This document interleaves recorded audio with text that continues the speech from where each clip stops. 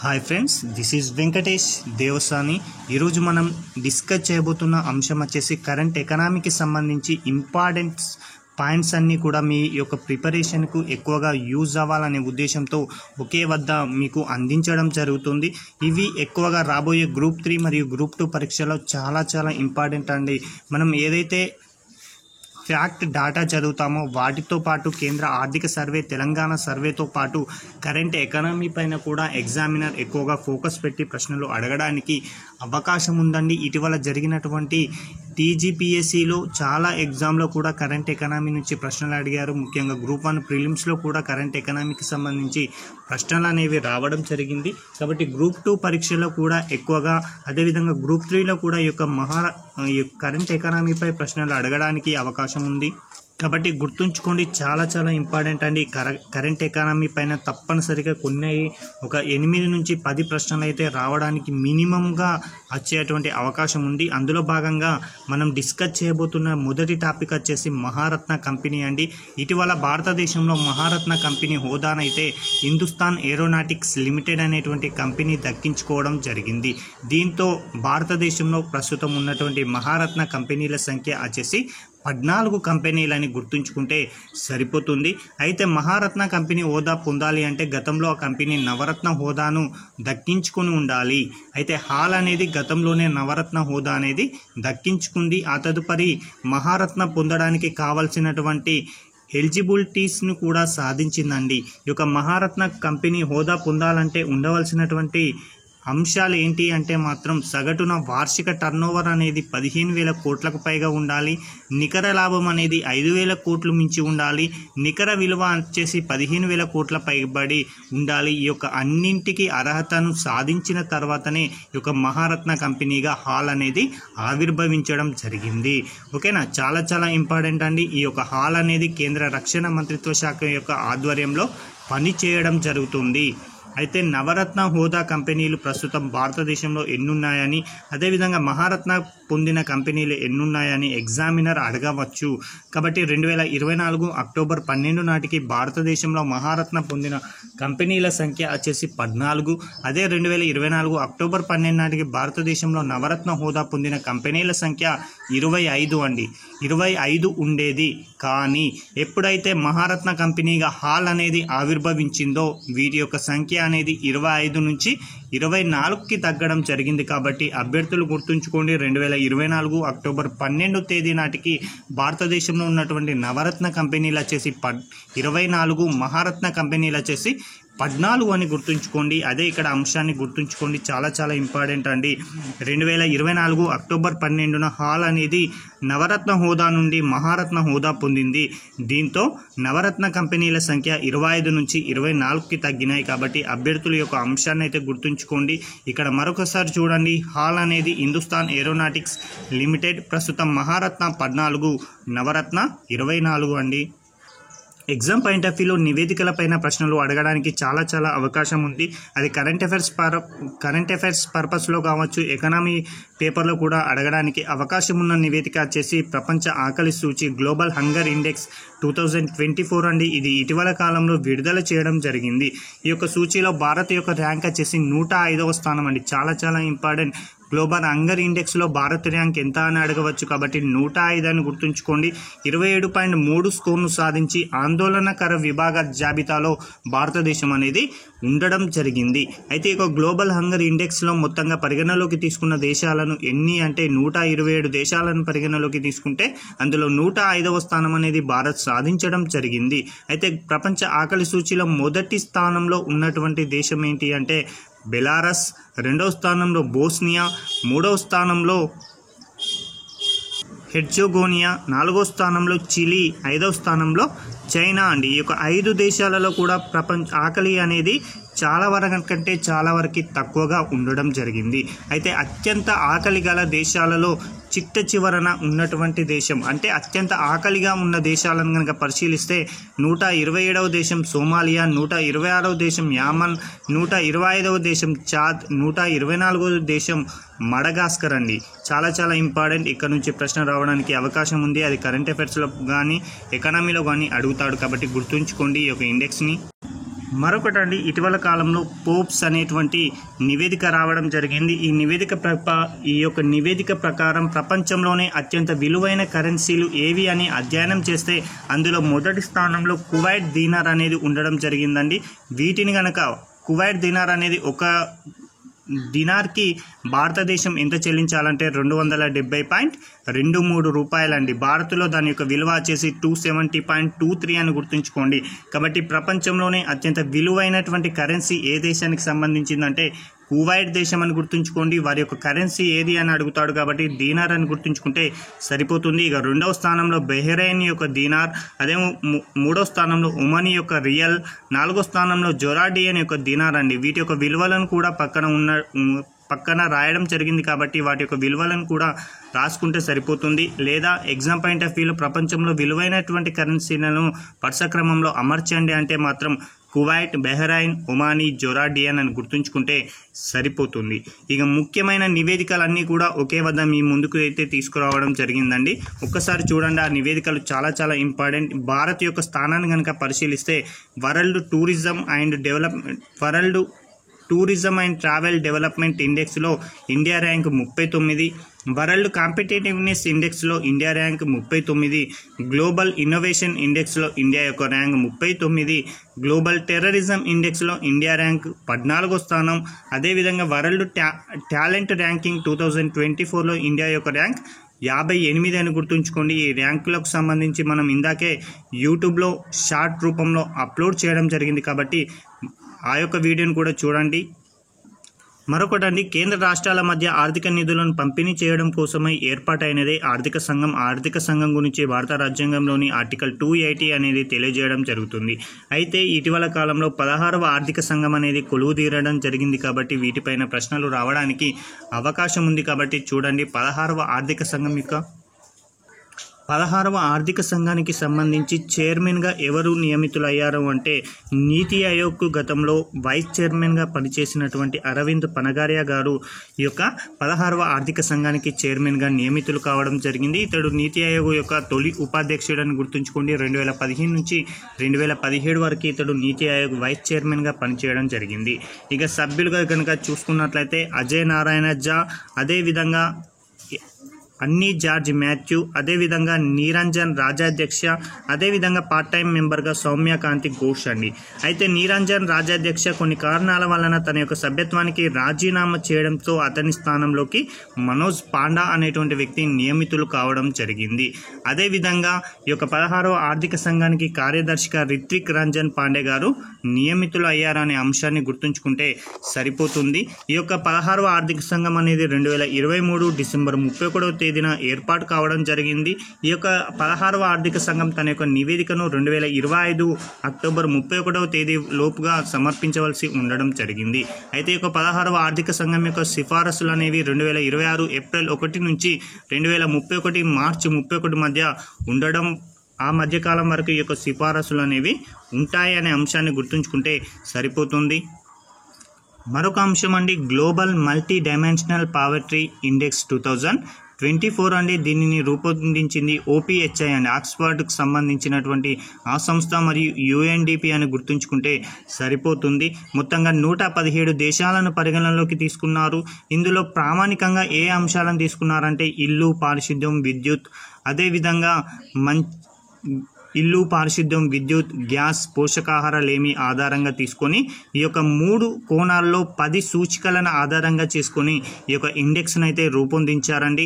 అందులో ఒకటి ఆరోగ్యం అండి. ఇందులో పౌష్టికాహారం, శిశు మరణాలు, అదేవిధంగా విద్యకు సంబంధించి పాఠశాల విద్య, పాఠశాల హాజరు, అదేవిధంగా జీవన ప్రమాణాలకు సంబంధించి వంట ఇంధనం, పారిశుద్ధ్యం, అదేవిధంగా త్రాగునీరు, విద్యుత్, గృహ నిర్మాణం, ఆస్తులు, ఈ విధంగా 3 కోణాల్లో 10 సూచికలను ఆధారంగా చేసుకొని ఇక గ్లోబల్ మల్టీ డైమెన్షనల్ పావర్టీ ఇండెక్స్ను అయితే రూపొందించడం జరిగింది.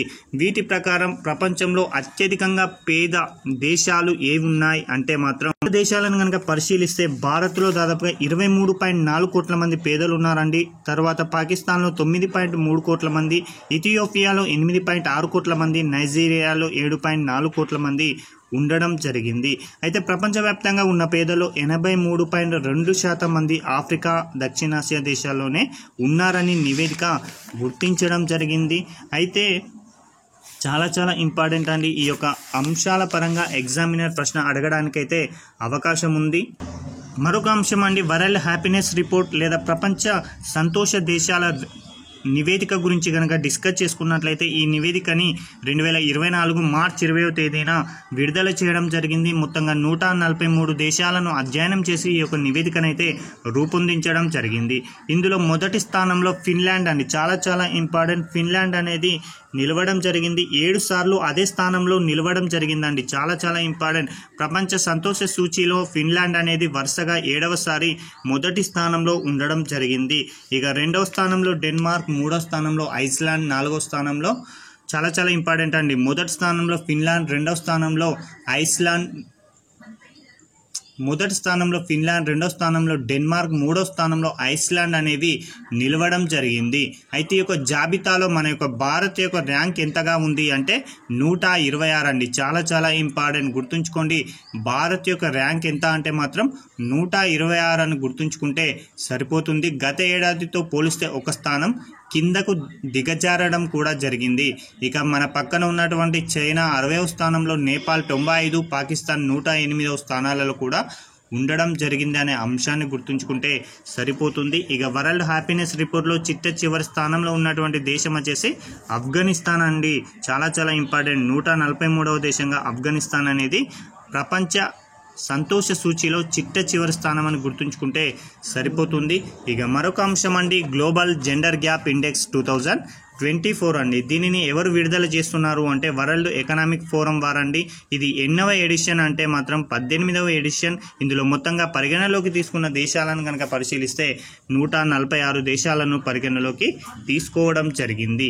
అయితే గ్లోబల్ జెండర్ గ్యాప్ ఇండెక్స్లో మొదటి 4 స్థానాల్లో ఉన్నటువంటి దేశాలను కనుక పరిశీలిస్తే ఐస్లాండ్, ఫిన్లాండ్, నార్వే, న్యూజిలాండ్ అండి. ఇవి మొదటి 4 స్థానాల్లో నిలవడం జరిగింది. ఇక వరుసగా 15వసారి ఐస్లాండ్ అనేది ఈ యొక్క గ్లోబల్ జెండర్ గ్యాప్ రిపోర్ట్లో మొదటి స్థానంలో నిలవడం అనేది గమనార్హం అనేటువంటి విషయాన్ని గుర్తుంచుకోండి. ఇక చివరి స్థానంలో నిలిచినటువంటి 4 దేశాలను కనుక పరిశీలిస్తే గ్లోబల్ జెండర్ గ్యాప్ ఇండెక్స్ 2024లో చివరి స్థానంలో ఉన్నటువంటి 146వ దేశం సూడాన్, 145 పాకిస్తాన్, 144 చాద్, 143 ఇరాన్ అండి. ఇక్కడ నుంచి ప్రశ్న రావచ్చు కాబట్టి గుర్తుంచుకోండి. Sudan, Pakistan, Chad, Iran.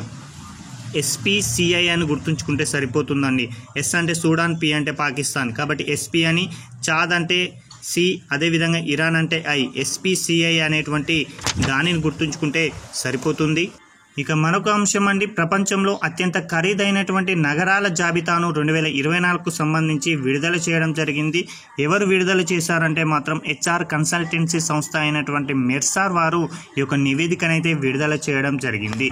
ఇందులో పరిగణలోకి తీసుకున్న అంశాలను కనుక పరిశీలిస్తే గృహ నిర్మాణం, రవాణా, దుస్తులు, ఆహారం, గృహోపకరణాలు, వినోదం ఈ యొక్క అంశాలను ఆధారంగా చేసుకుని ఈ యొక్క నివేదికనైతే విడుదల చేయడం జరిగింది. ఈ నివేదికలో ప్రపంచంలో అత్యంత ఖరీదైనటువంటి నగరంగా మొదటి స్థానంలో హాంకాంగ్ ఉండగా, 2వ స్థానంలో సింగపూర్, 3వ స్థానంలో జ్యూరిచ్, 4వ స్థానంలో జెనీవా ఉండడం జరిగింది. వీటి యొక్క వరుస క్రమాన్ని సరైన క్రమంలో అమర్చండి అని అడుగుతాడు కాబట్టి హాంకాంగ్, సింగపూర్, జ్యూరిచ్, జెనీవాని గుర్తుంచుకుంటే సరిపోతుంది. మరొక అంశం అండి, చాలా ఇంపార్టెంట్ అండి, భారతదేశం వెలుపల తొలి జన ఔషధి కేంద్రం అండి. ఇప్పటి వరకు కేవలం భారతదేశంలో మాత్రమే జన ఔషధి కేంద్రాలు అనేవి నెలకొల్పడం జరిగింది. అయితే భారత్ వెలుపల తొలిసారిగా మారిషస్ దేశంలో ఈ యొక్క జన ఔషధి కేంద్రాన్ని అయితే ఇటీవల కాలంలో ప్రారంభించడం జరిగింది. ఈ యొక్క ప్రారంభానికి సంబంధించి ఈ కేంద్రాన్ని ఎవరు ప్రారంభించారు అంటే మారిషస్ ప్రధానమంత్రి అయినటువంటి ప్రవీద్ కుమార్ జగన్నాథ్, అదేవిధంగా భారత విదేశాంగ మంత్రి అయినటువంటి ఎస్ జయశంకర్ కలిసి సంయుక్తంగా ఈ యొక్క తొలి జన ఔషధి కేంద్రాన్ని మారిషస్లో ఏర్పాటు చేయడం జరిగింది. కాబట్టి ఎగ్జామ్ పాయింట్ ఆఫ్ వ్యూలో అడుగుతారండి, భారత్ వెలుపల తొలి జన ఔషధి కేంద్రానికి క్రింది ఏ దేశంలో ఏర్పాటు చేశారని అడగడానికి అవకాశం ఉంది కాబట్టి మారిషస్ అని గుర్తుంచుకుంటే సరిపోతుంది. ఇక మరొక అంశం అండి, భారత్లో ఉత్తమ పర్యాటక గ్రామంగా రాజస్థాన్లో ఉన్నటువంటి దేవ్మాలి అనేటువంటి గ్రామం ఆవిర్భవించింది. కాబట్టి ఇక్కడ నుంచి కూడా డైరెక్ట్ ప్రశ్న అడగవచ్చు. కాబట్టి భారత్లో ఉత్తమ పర్యాటక గ్రామం ఏది అంటే మాత్రం దేవ్మాలి అని గుర్తుంచుకోండి. అదేవిధంగా మరొక అంశం అండి, నాస్కామ్ అనేటువంటి సంస్థకి ఇటీవల కాలంలో నూతన చైర్పర్సన్ నియమితులు కావడం జరిగింది. ఎవరు అంటే అసలు నాస్కామ్ యొక్క అబ్రివేషన్ కనుక పరిశీలిస్తే national association of software and services company అండి. చాలా చాలా important. National association of software and services company యొక్క నూతన చైర్పర్సన్గా సింధు గంగాధరన్ గారు నియమితులు కావడం జరిగింది. కాబట్టి గుర్తుంచుకోండి, సింధు గంగాధరన్. మరొక అంశం అండి, ఎఫ్డిఐలు విదేశీ ప్రత్యక్ష పెట్టుబడులు. గత 3 సంవత్సరాలుగా ఎఫ్డిఐలను అత్యధికంగా పొందినటువంటి రాష్ట్రాల యొక్క జాబితాను ఇటీవల కాలంలో విడుదల చేయడం జరిగింది. కాబట్టి అత్యధికంగా ఎఫ్డిఐలు పొందిన రాష్ట్రాలలో మొదటి స్థానంలో మహారాష్ట్ర, రెండవ స్థానంలో కర్ణాటక, మూడవ స్థానంలో గుజరాత్ ఉండడం జరిగింది. కాబట్టి వీటి యొక్క వరుస క్రమాన్ని గుర్తుంచుకోండి. ఎల్కేజీల ఎంకేజీ అని గుర్తుంచుకోండి. మహారాష్ట్ర, కర్ణాటక, గుజరాత్ అండి. అయితే ఇందులో భాగంగా తెలంగాణ ఎన్నో స్థానంలో ఉంది ఎఫ్డిఐ పొందడంలో అంటే 7వ స్థానంలో ఉండడం జరిగింది. కాబట్టి ఈ యొక్క అంశాన్ని కూడా అడగవచ్చండి. ఈ క్రింది వాటిలో ఎఫ్డిఐ పొందడంలో తెలంగాణ ఎన్నో స్థానంలో నిలిచిందని అడగవచ్చు. కాబట్టి 7వ స్థానం అని గుర్తుంచుకోండి. మొదటి 3 స్థానాలు ఎంకేజీ అని గుర్తుంచుకుంటే సరిపోతుంది. ఇటీవల కాలంలో అంటే 2024 జూన్ 7వ తేదీ నుంచి 2 రోజుల పాటు ప్రపంచ వరి శిఖరాగ్ర సదస్సును అయితే నిర్వహించడం జరిగింది. ఈ యొక్క ప్రపంచ వరి శిఖరాగ్ర సదస్సుకు ఆతిథ్యం ఇచ్చినటువంటి దేశం భారత్ అండి. భారత్లో ఉన్నటువంటి తెలంగాణలో ఉన్నటువంటి హైదరాబాద్ అనేటువంటిది ఈ యొక్క ప్రపంచ వరి శిఖరాగ్ర సదస్సుకు ఆతిథ్యం ఇవ్వడం జరిగింది. ఇక మరొక అంశం అండి, రెమిటెన్స్. చాలా చాలా ఇంపార్టెంట్. రెమిటెన్స్ అంటే మాతృభూమికి నిధులు పంపించడంలో ప్రపంచ దేశాల్లోనే భారత్ అనేది ప్రథమ స్థానంలో నిలవడం జరిగింది. 2023 సంవత్సరంలో $120 బిలియన్ అంటే మన ఇండియన్ కరెన్సీలో దాదాపుగా 10 లక్షల కోట్ల సుమారు రెమిటెన్సీలను భారత్ అందుకున్నట్లు ఇటీవల కాలంలో ప్రపంచ బ్యాంక్ తెలియజేసిందనే అంశాన్ని గుర్తుంచుకోండి. ఇక 2వ స్థానంలో మెక్సికోకు వెళ్ళడం జరిగాయండి, $66 బిలియన్. ఇక 3వ స్థానంలో చైనా ఉంది. 4వ స్థానంలో ఫిలిప్పైన్స్ అనేటువంటి దేశాలు ఉండడం జరిగాయి. చాలా చాలా ఇంపార్టెంట్ అండి. వీటి యొక్క వరుస క్రమం పైన కూడా ఎగ్జామినర్ అడగడానికి అవకాశం అనేది ఉండడం జరిగింది. మన భారత్కు అత్యధికంగా అమెరికా, యుఏఈ నుంచే ఈ యొక్క రెమిటెన్స్ అనేవి రావడం జరిగింది. కాబట్టి గుర్తుంచుకోండి, చాలా చాలా important. India, Mexico, China, Philippines నుంచి అత్యధికంగా రెమిటెన్స్ అనేవి ఈ యొక్క 4 దేశాలు పొందడం జరిగాయి. కాబట్టి వీటి యొక్క వరుస క్రమం పైన ప్రశ్న అడుగుతారు. కాబట్టి గుర్తుంచుకోండి. ఇక మరొక అంశం అండి, ప్రపంచంలోనే అత్యంత బలమైన ఆహార బ్రాండ్గా అమూల్ అనేటువంటి సంస్థ నిలవడం జరిగింది. బ్రిటన్ కన్సల్టెన్సీ సంస్థ అయినటువంటి బ్రాడ్ ఫినాన్స్ తన యొక్క వార్షిక నివేదిక ఫుడ్ అండ్ డ్రింక్ అనేటువంటి నివేదికలో 2024 సంవత్సరంలో వరుసగా 4వ ఏడాది ఈ యొక్క అమూల్ అనేటువంటి సంస్థ ప్రపంచంలోనే అత్యంత బలమైన ఆహార బ్రాండ్గా నిలిచిందని పేర్కొనడం జరిగింది. కాబట్టి ఎగ్జామ్ పాయింట్ ఆఫ్ వ్యూలో అడుగుతారండి. ఎలా అడుగుతారంటే, బ్రిటన్ కన్సల్టెన్సీ సంస్థ బ్రాడ్ ఫినాన్స్ తన వార్షిక నివేదిక ఫుడ్ అండ్ డ్రింక్ 2024లో ప్రపంచంలోనే అత్యంత బలమైన ఆహార బ్రాండ్గా ఈ క్రింది వాటిలో దేనిని పేర్కొందని అడగవచ్చు. కాబట్టి అమూల్ అనేటువంటి ఒక కంపెనీ అని గుర్తుంచుకుంటే సరిపోతుంది. మరొకటండి, ఫోర్బ్స్ యొక్క సంపన్నుల జాబితా 2024ని ఇటీవల కాలంలో అమెరికా బిజినెస్ మ్యాగజైన్ అయినటువంటి ఫోర్బ్స్ అనేది విడుదల చేయడం జరిగింది. ఈ యొక్క నివేదిక ప్రకారం ప్రపంచంలోనే అత్యంత సంపన్నుల జాబితాలో మొదటి స్థానంలో బెర్నాల్డ్ అర్నాల్ట్ అనేటువంటి వ్యక్తి, LVMH అధినేత అయినటువంటి బెర్నాల్డ్ అర్నాల్ట్ అనేటువంటి వ్యక్తి దాదాపుగా $233 బిలియన్ మొదటి స్థానంలో ఉండడం జరిగింది. అది గనక భారతదేశ సంపదలో గనక పరిశీలిస్తే 19.43 లక్షల కోట్ల సంపదతోటి ప్రపంచంలోనే అగ్రస్థానంలో ఉండడం జరిగింది. అదేవిధంగా 2వ స్థానంలో ఎలాన్ మస్క్ అండి, దాదాపుగా $195 బిలియన్. 3వ స్థానంలో జెఫ్ బెజోస్, 4వ స్థానంలో మార్క్ జూకర్బర్గ్. వీరి యొక్క వరుస క్రమాన్ని గుర్తుంచుకోండి. వారి యొక్క నికర విలువ గురించి ఎగ్జామ్ పాయింట్ ఆఫ్ వ్యూలో అడగడానికి అవకాశం అయితే లేదు. అదేవిధంగా 9వ స్థానంలో భారత్ నుంచి అత్యంత ధనవంతుడిగా పేరు సంపాదించినటువంటి ముఖేష్ అంబానీ ప్రపంచంలోనే అత్యంత సంపన్నుల జాబితాలో 9వ స్థానంలో నిలవడం జరిగింది. అతని సంపద మాత్రం గుర్తుంచుకోండి, $116 బిలియన్ అండి. చాలా చాలా ఇంపార్టెంట్. వారి యొక్క వరుస క్రమం పైన కూడా ప్రశ్న అడుగుతాడు. కాబట్టి వరుస క్రమాన్ని అయితే గుర్తుంచుకోండి. ఇక మరొక అంశం అండి, Mahatma Gandhi national rural employment guarantee స్కీమ్కు సంబంధించి వేతనాల రేట్లు అనేవి ఇటీవల కాలంలో సవరించడం జరిగింది. అందులో భాగంగా ఎప్పుడు సవరించారంటే 2024 మార్చి 20న ఈ యొక్క వేతనాలు అనేవి పెంపు చేయడం జరిగింది. ఈ యొక్క పెంపు ప్రకారం అత్యధికంగా MGNREGS కింద వేతనం పొందుతున్న రాష్ట్రాల్లో మొదటి స్థానంలో హర్యానా అనేటువంటి రాష్ట్రం నిలవడం జరిగింది. ఇక్కడ ఏకంగా ప్రతిరోజు కూడా 374 రూపాయలు అనేది వేతన రూపంలో అందించడం జరుగుతుంది. ఇక అత్యల్పంగా వేతనం పొందుతున్న రాష్ట్రాలను కనుక పరిశీలిస్తే అరుణాచల్ ప్రదేశ్ మరియు నాగాలాండ్ అనేటువంటి ఈశాన్య రాష్ట్రాలలో కేవలం MGNREGS కింద వేతనం ఎంత ఇస్తున్నారంటే 234 రూపీస్ మాత్రమే అని గుర్తుంచుకోండి. అదేవిధంగా ఇటీవల కాలంలో ఉపాధి హామీకి సంబంధించి పనులు ఏ విధంగా జరుగుతున్నాయి, అదేవిధంగా వేతనాల చెల్లింపు మొదలైనటువంటి అంశాల ఆధారంగా సామాజిక తనిఖీ అనేది నిర్వహించడం జరిగింది. ఇప్పటి వరకు ఉపాధి హామీలో సామాజిక తనిఖీ పూర్తి స్థాయిలో 100% పూర్తయిన రాష్ట్రాలలో కేరళ మరియు తెలంగాణ రాష్ట్రాలు అనేవి ఉండడం జరిగాయి. అదేవిధంగా తెలంగాణలో ఉపాధి హామీ పథకం అనేది అమలులో మొదటి స్థానంలో అంటే 100% ఉపాధిని కల్పించినటువంటి జిల్లాల్లో మొదటి స్థానంలో వికారాబాద్ జిల్లా అనేది ఉండడం జరిగింది. 2023-24కు సంబంధించి చాలా ఇంపార్టెంట్ అండి. ఇటీవల కాలంలో కేంద్ర ప్రభుత్వం 2024-25 ఖరీఫ్ సీజన్కు కనీస మద్దతు ధర అంటే MSP అనేది ప్రకటించడం జరిగింది.